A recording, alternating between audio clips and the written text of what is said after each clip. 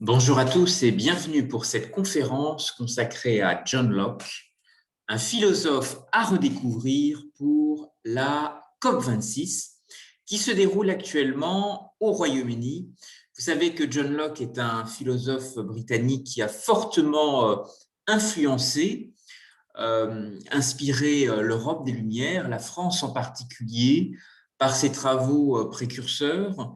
Et nous allons réactualiser l'impact de ses voyages, de ses découvertes, de ses déplacements, d'un tour de France qu'il a réalisé en quête de nouveaux savoirs, de nouvelles découvertes, et nous interroger comment finalement ces différentes étapes qui ont rythmé ces différents déplacements pourraient demain nous inspirer en matière d'économie circulaire, en matière de matériaux biosourcés, et tout particulièrement en référence à un grand passé ardoisier, très fort en Anjou, très fort également dans le Grand Ouest, jusqu'en Bretagne. Nous allons relier l'ensemble de ces thématiques d'innovation, les relier avec une trame historique extrêmement intéressante. Alors, qui était John Locke? C'est un philosophe qui d'abord naît en 1632, qui est originaire de l'Essex en Angleterre et qui va vivre à une époque charnière, qui voit la fin des guerres de religion, les débuts du rationalisme et à la fois l'émergence de nouveaux modes de gouvernance dans la façon d'organiser les institutions sur le sol britannique. C'est à la fois un refus de l'absolutisme, de cette monarchie absolue, et la recherche de contre-pouvoirs exprimés par des corps intermédiaires qui s'organisent à travers des formes très spécifiques liées au parlementarisme à l'anglaise. Et finalement, John Locke va être un observateur extrêmement assidu de ces changements, de ces transformations, de ces mutations, et il va être le théoricien de nouvelles dynamiques collaboratives. Il est à la fois à l'initiative de grands débats, de théories naissantes autour du contrat social, de l'état de droit, du droit naturel, et également de réflexion philosophique sur l'état de nature, sur la place de l'homme dans la société. Et il va vivre aussi un courant extrêmement stimulant dans les échanges qui est, à cette époque, le libéralisme.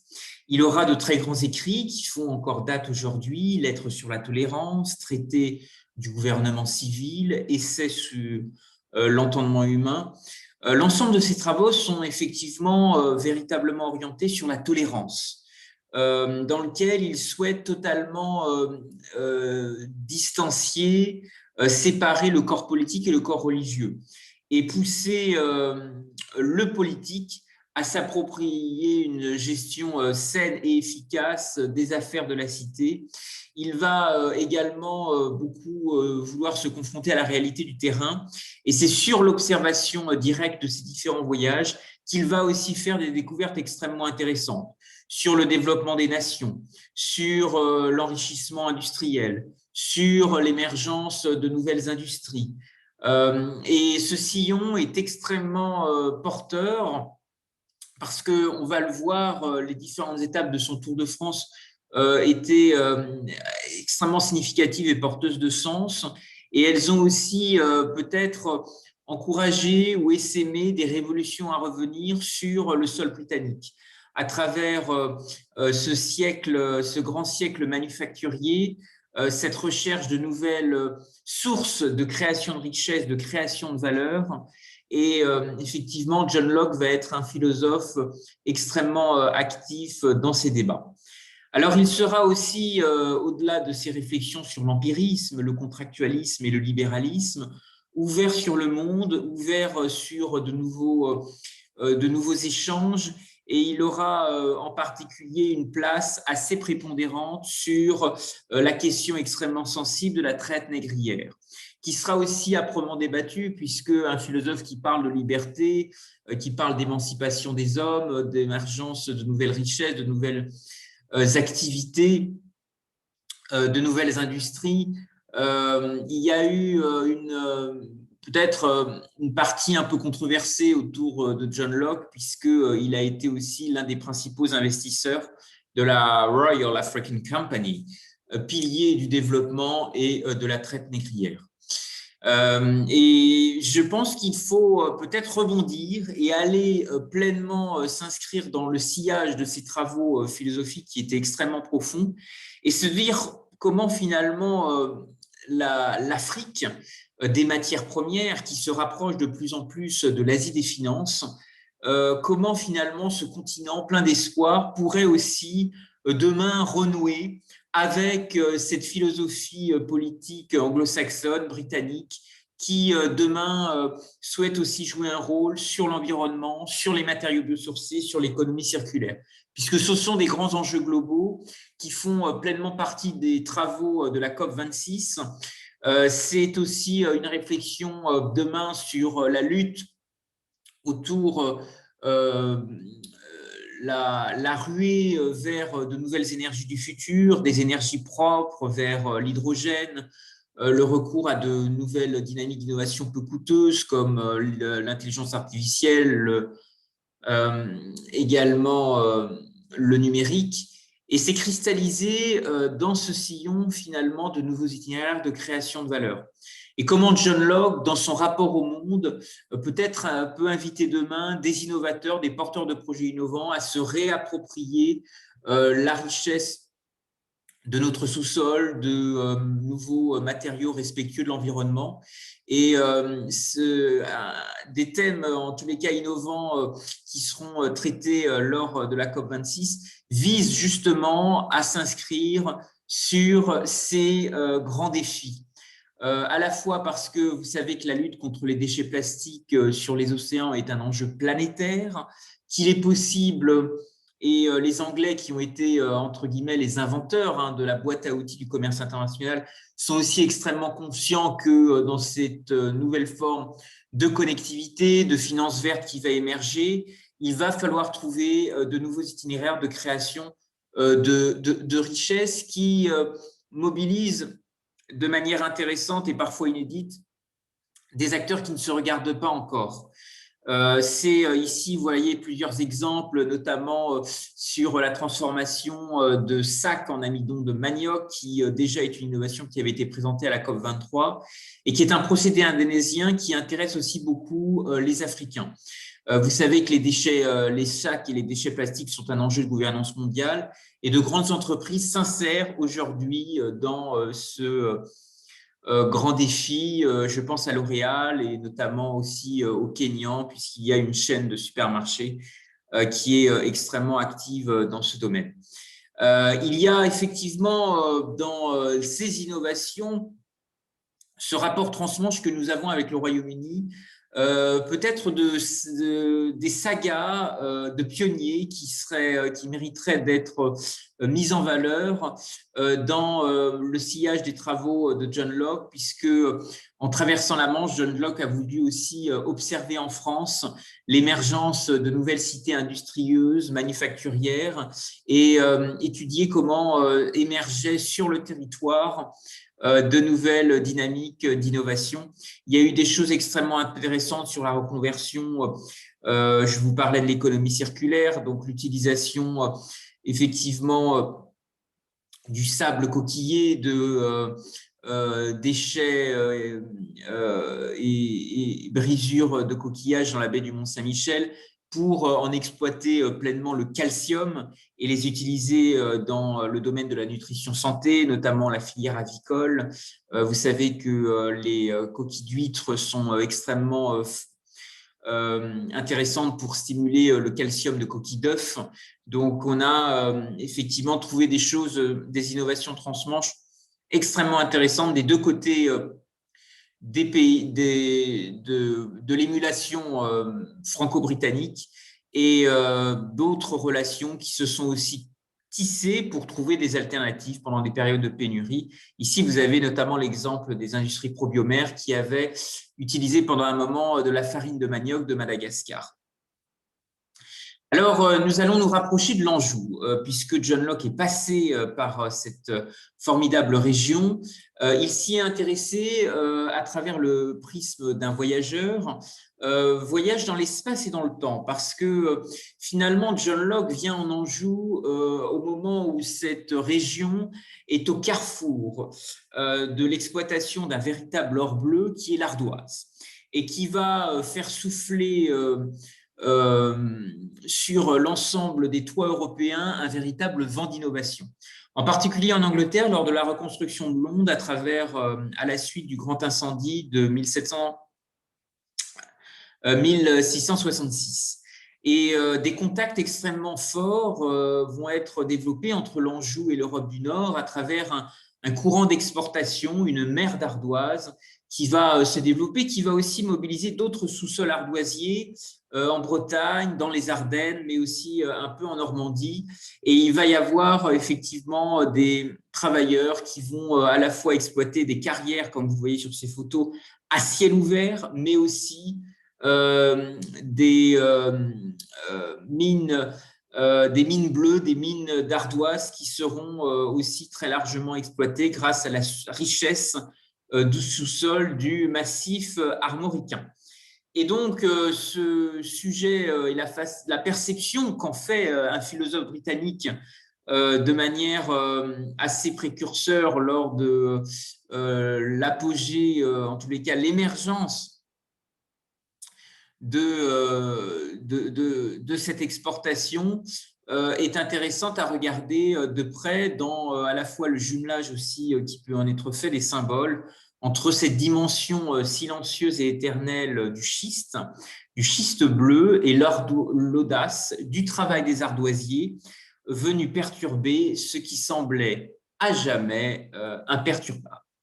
Alors en Anjou, l'innovation a continué à circuler puisque vous avez ici l'exemple d'un petit bonbon, le Kernon d'ardoise, qui est une fine nougatine recouverte d'une couche de chocolat bleuté et qui est une spécialité angevine, rencontre complice entre un artisan chocolatier et l'Anjou, qui met effectivement en valeur l'ardoise, cette noble pierre qui revêt avec élégance les toitures depuis des siècles. Alors pourquoi John Locke s'intéresse effectivement à ces matériaux, à leurs usages, aux transferts d'innovation qui vont aussi se développer de l'autre côté de la Manche? Eh bien, John Locke est un philosophe anglais sur les traces justement de ces ardoises. Il décide en particulier de visiter les plus prestigieuses en 1678 et en fait une description au moment où l'Anjou bénéficie véritablement d'un rôle de carrefour. Il va se rendre à Angers, il va aussi se rendre sur la commune de Trélazé, dans le département du Maine-et-Loire, et John Locke va décrire le récit de son séjour et tout ce que lui inspire cette ville, comme d'autres cités qu'il va parcourir, dans son carnet de voyage. Il va être à la découverte de pôles d'innovation qui sont aussi, qui animent des dynamiques sur l'ensemble du royaume de France.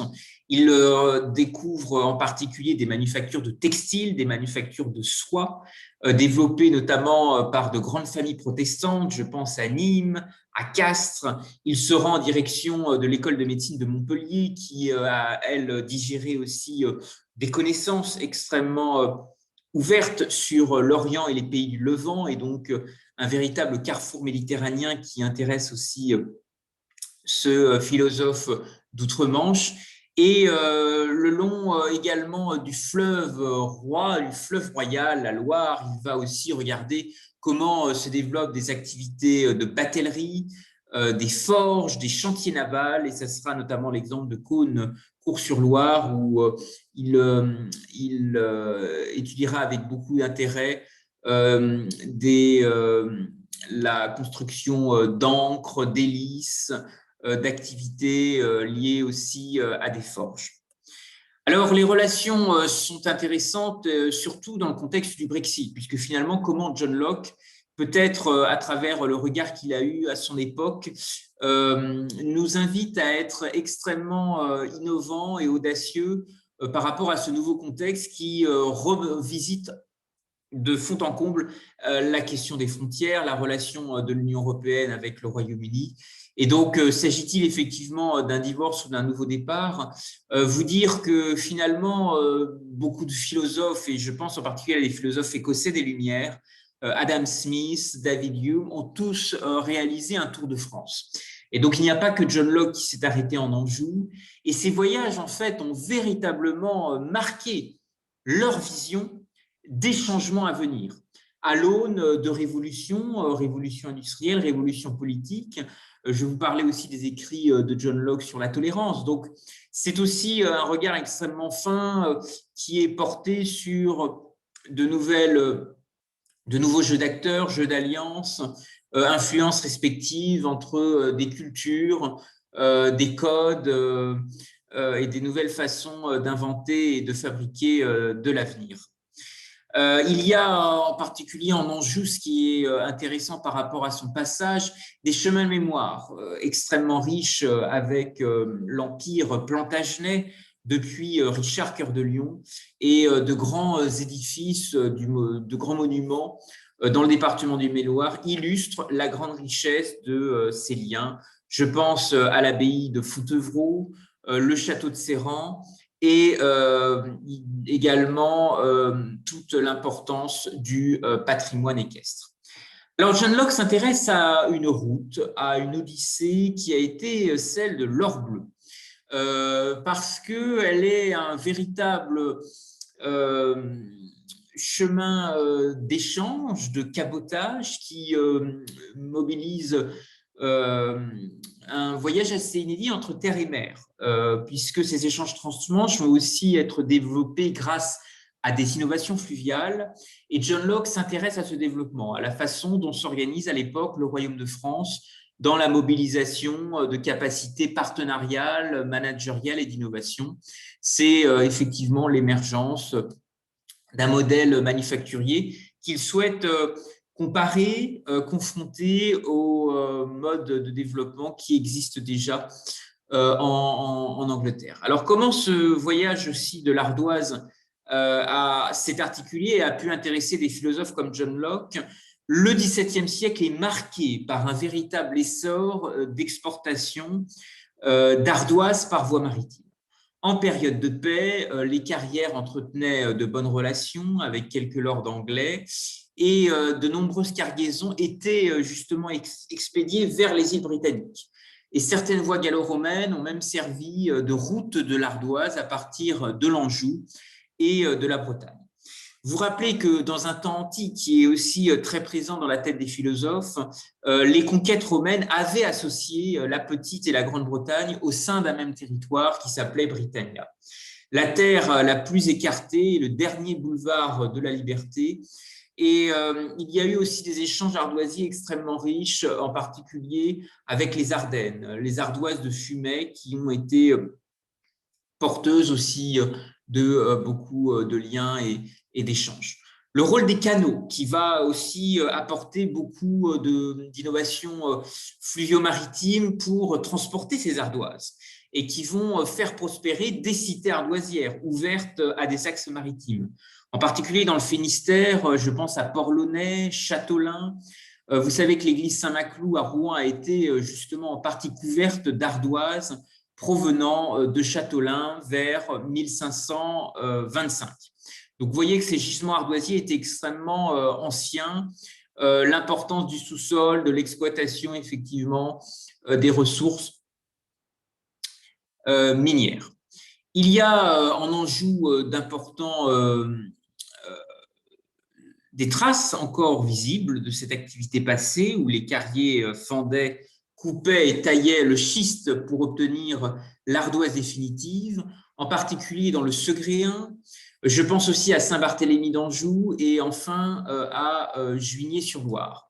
Ici, vous avez une très vieille photo d'archives de la commission des ardoisières d'Angers qui effectivement développe un procédé extrêmement intéressant et qui va recruter énormément de Bretons pour travailler dans ces ardoisières. Alors, il y aura aussi des métiers assez innovants, le rôle peut-être des voltigeurs qu'on n'a pas beaucoup évoqué pour monter sur ces toits, les couvreurs d'ardoise et qui vont aussi faire vivre des tas de chantiers itinérants, des couvreurs polyvalents qui vont monter et passer de place en place. Il y aura bien sûr dans ces échanges une réflexion peut-être de fond qui intéresse aussi la réflexion politique des philosophes. Dans cette interdépendance finalement entre l'Europe continentale et les îles britanniques, n'y a-t-il pas la force d'un empire transmaritime qui a existé, celui des Plantagenets qui ont fait rayonner des échanges marchands avec l'Europe du Nord, mais aussi avec tout l'arc atlantique. Et donc, les traces, effectivement, de cet empire plantagenet, à la fois sur le Grand Ouest, mais également en Normandie, sont intéressantes à souligner. Alors, l'ardoise fait voyager les hommes, elle attire également de nombreux travailleurs qui s'adaptent à la mutation de crise, en particulier, je pense à l'histoire de la crise de la pêche à Concarneau, qui va amener beaucoup de Bretons à venir travailler dans les ardoisières en Anjou. Et il y aura aussi un peu plus tard, lorsque l'ardoise sera moins compétitive, des familles portugaises qui viendront s'installer sur la commune, d'où l'idée lancée il y a quelques années d'un jumelage entre Trélazé et Valango au Portugal.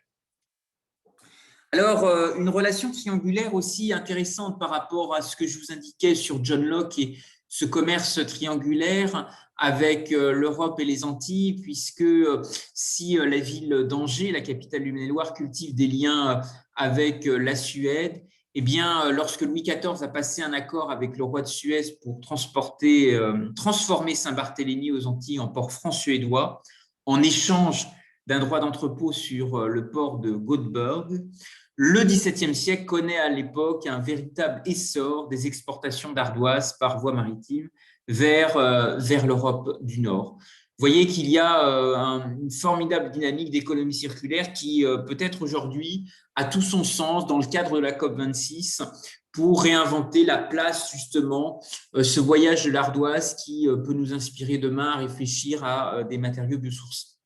Alors, ces ardoises vont faire souffler un vent de modernité sur les toits européens avec un événement dramatique qui est la reconstruction de Londres à la suite du grand incendie de 1666. C'est un événement qui est ravageur. Il y a un incendie qui intervient le 2 septembre 1666 et qui va dévorer d'abord 300 maisons et ensuite 13 000 habitations et progressivement, sous l'effet d'un vent fort, le foyer de feu va se propager dans tous les sens et ravager les docks de la Tamise, les stocks d'huile, d'alcool, de charbon en explosant et en malheureusement détruisant également l'autre rive. Et donc en 4 jours, les 4/5 de Londres seront réduites en ruines fumantes. Alors aujourd'hui, l'ardoise se réinvente. L'ardoise se trouve un nouveau territoire d'expression, de créativité, de découverte au contact de grandes capitales du Golfe Persique et je pense en particulier à Dubaï, dans le cadre de l'exposition universelle qui va démarrer le 1er octobre 2021. On associait souvent en Angleterre les ardoisières aux Indes bleues, pour comparer justement cette richesse mythique des Indes, cette route des Indes et celle des carrières d'ardoise, dont les pétales et les schistes étaient exportés jusqu'à Londres.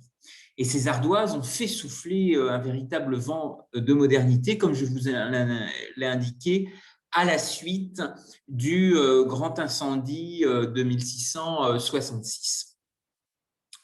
Alors aujourd'hui, le pavillon France Lumière est un véritable écrin pour valoriser ces ardoises, puisque vous voyez qu'ici, elles épousent la forme d'ardoises photovoltaïques bleues et vertes qui sont inspirées des nymphéas de Monet. Le parcours de Monet est intéressant par rapport au voyage de l'ardoise parce que, jeune artiste, c'est à Londres qu'il a développé ses premières commandes.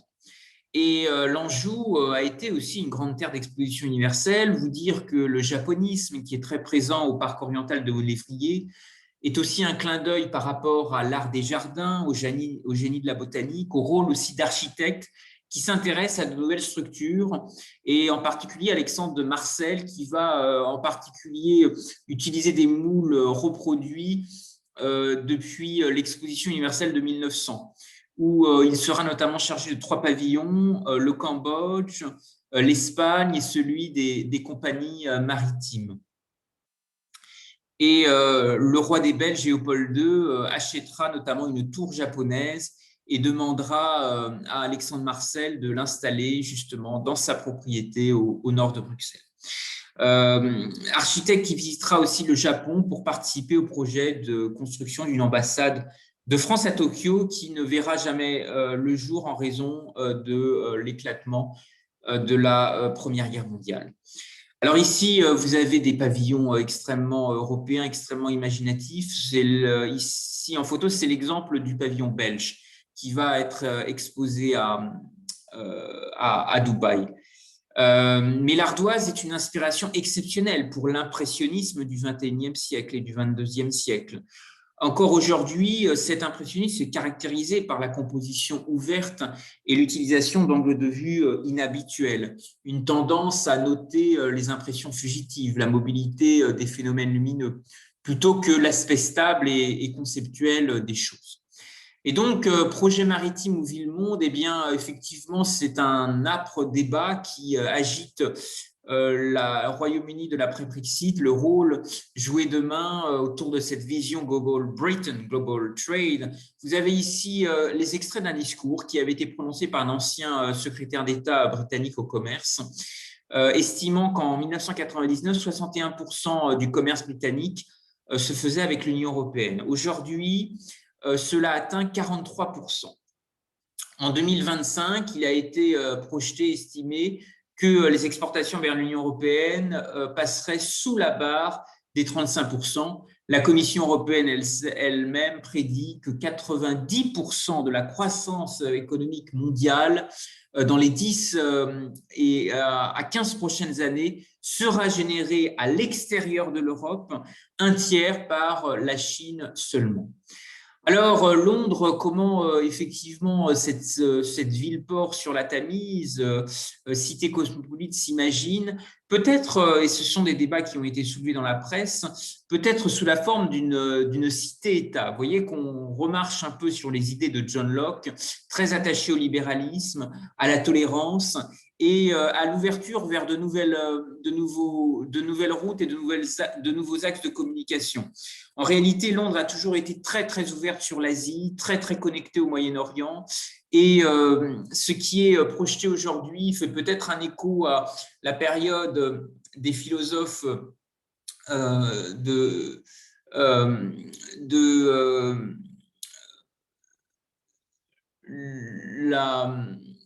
du contexte lié à John Locke, c'est que finalement, le gouvernement britannique imagine aujourd'hui de nouvelles capacités partenariales, managériales et d'innovation pour se projeter dans un nouvel âge d'or élisabétain. Et c'est un débat qui n'est pas sans créer des tensions autour des frontières, bien entendu, parce que cela revisite totalement la position de l'Écosse, peut-être indépendante et européenne un jour, d'une réunification irlandaise également en question, et enfin un nouveau modèle, comme je vous l'indiquais, de cité-État, souvent mis sur la table dans la cité de Londres pour peut-être s'inspirer des exemples de Singapour qui avait fait sécession avec la Malaisie en 1965, ou même Hong Kong avec la Chine continentale, en allant même voir beaucoup plus loin sur des exemples de thalassocratie antique comme Rome et Athènes.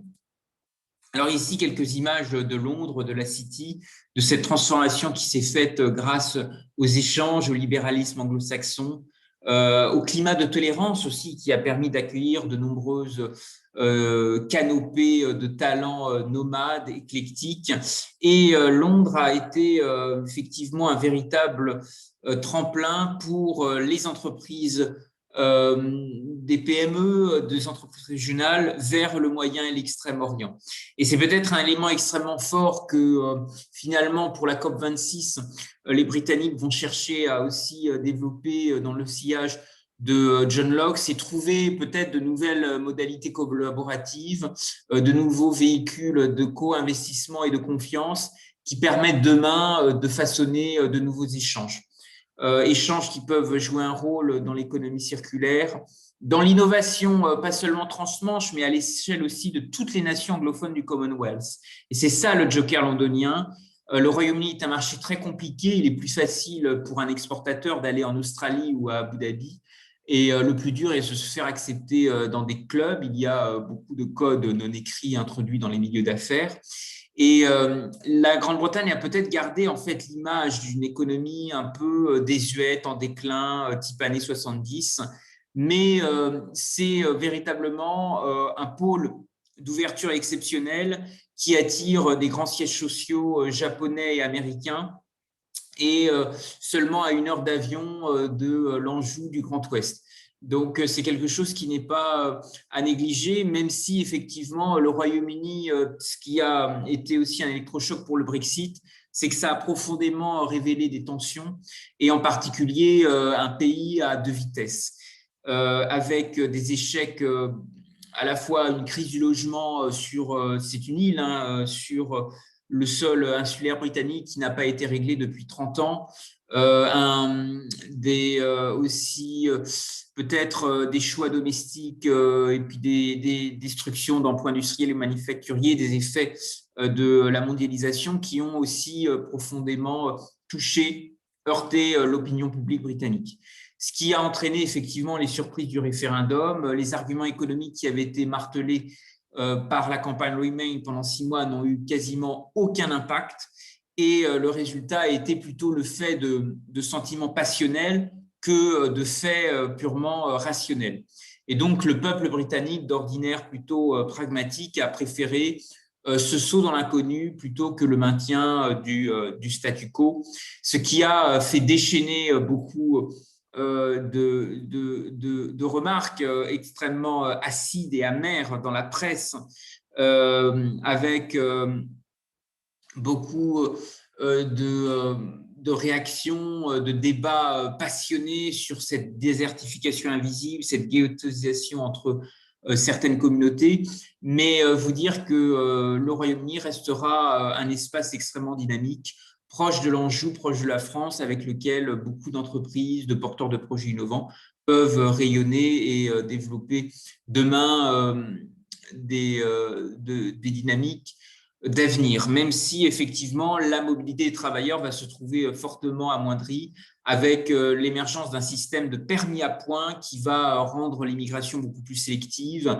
limitée à des cerveaux, en particulier dans l'intelligence artificielle, et donc de nombreux fils pour recruter des talents plutôt locaux que des talents nomades tels que ça se faisait avant. Alors, un avenir européen qui effectivement pose la question de l'interdépendance européenne, à l'image finalement de cette ardoise qui a circulé dans des 2 côtés de la Manche, et qui nous invite peut-être à réfléchir à la façon de nous mondialiser. Comment aujourd'hui, finalement, John Locke a peut-être construit un peu un manifeste pour des entreprises régionales conquérantes et pour trouver de nouvelles portes d'entrée, de nouveaux courants d'affaires qui, à ce titre, peuvent stimuler des initiatives déjà en cours. Je voudrais souligner une initiative extrêmement ambitieuse qui s'est déroulée depuis le début du mois de juin 2021. Elle est portée à Strasbourg par une coalition créative d'acteurs initiée par le directeur marketing monde de Cronenbourg, et qui s'appelle l'Industrie Magnifique, et qui vise finalement à faire renaître des vieux métiers, des dynamiques d'innovation, en y associant des artistes, des designers, Et c'est peut-être cette théorie subjective de la création de valeur auquel les philosophes britanniques étaient très, très attachés, puisant dans un corpus philosophique extrêmement riche, de Démocrite à saint Thomas d'Aquin. C'est peut-être ce que John Locke nous invite à réfléchir demain pour la COP26.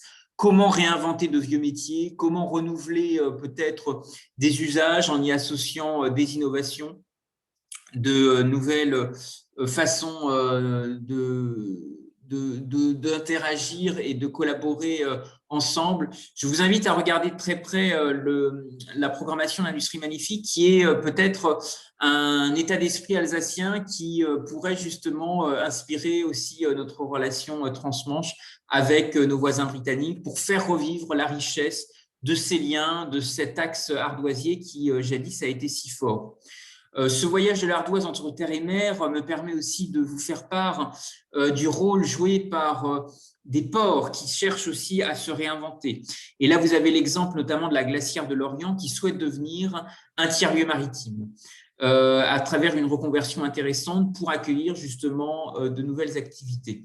Et une campagne de financement participatif actuellement lancée sur la plateforme kengo.bzh qui s'appelle « Je fonds pour ma glacière » et qui vise à faire émerger un lieu central, aussi port, avec comme fil rouge l'univers maritime et 6 000 mètres carrés de nouvelles activités innovantes. Alors, je vous parlais de l'exposition universelle et ce pavillon France qui met en valeur des ardoises de manière totalement innovante. Finalement, c'est cette exploration du sous-sol, cette valorisation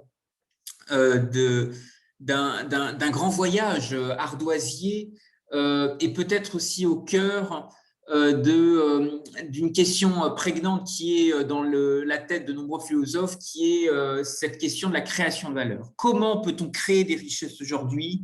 Quelles sont les nouvelles sagas entrepreneuriales? Quels sont les nouveaux itinéraires de création de richesses, de prise de risque qui peuvent stimuler l'entrepreneuriat, qui peuvent stimuler demain l'économie circulaire et trouver effectivement de nouvelles façons de produire et de coproduire ensemble.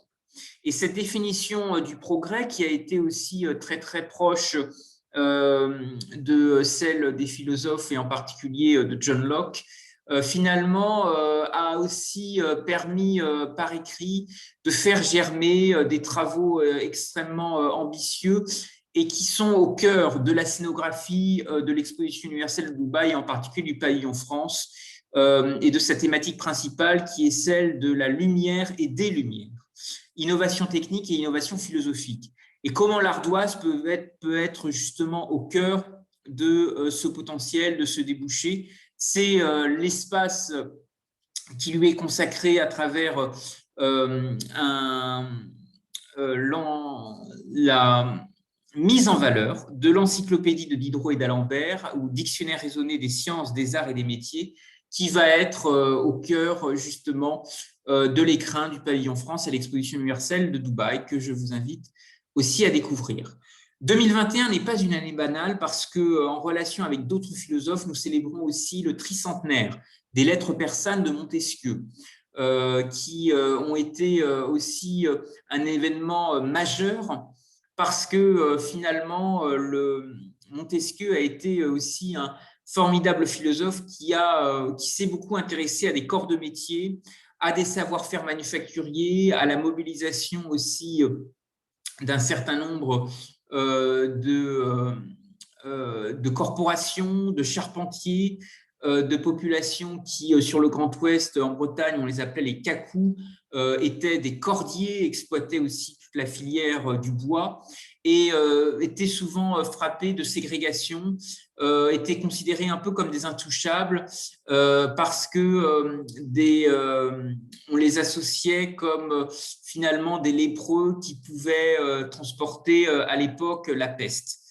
Pourtant, les besoins de cordes étaient extrêmement importants sur les chantiers, sur l'extraction aussi, bien sûr, d'ardoise dans les mines. Et donc, il y a eu une relation très, très controversée autour de ces corporations et les philosophes, en particulier Montesquieu, vont beaucoup prendre leur défense. Je vous invite en tous les cas à réfléchir ensemble à de nouveaux échanges que nous pourrions développer, comment John Locke pourrait, à travers la COP 26, nous inviter à réfléchir à de nouvelles dynamiques collaboratives avec nos amis britanniques. Vous recommandez aussi une lecture qui est un petit ouvrage que j'ai coordonné qui s'appelait Les Indes bleues. Et le Royaume-Uni offre des opportunités exceptionnelles. Il est possible de cultiver son French flair.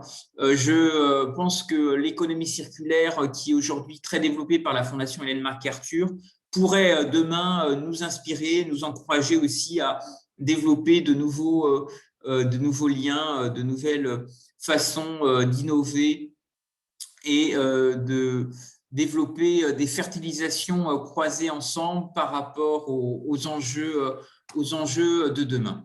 Je voudrais vous remercier à tous pour votre attention. J'espère n'avoir pas été trop long et je voudrais vous proposer, si vous le souhaitez, de réagir.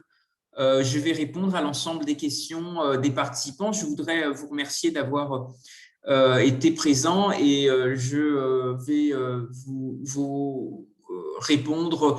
Vous pouvez réagir pour ouvrir le débat dans la bulle de discussion ou sinon prendre la parole avec le micro.